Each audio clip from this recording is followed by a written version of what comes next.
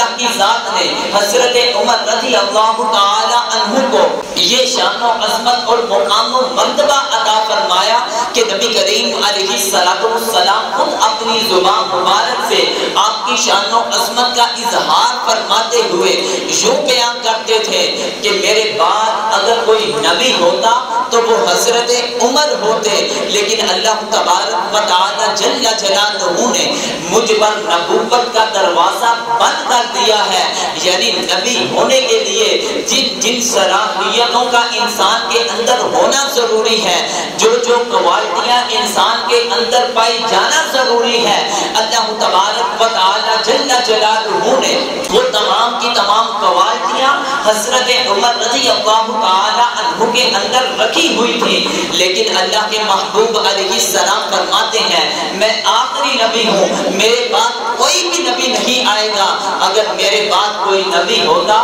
تو وہ حضرت عمر بن خطاب رضی اللہ تعالی عنہ ہوتے۔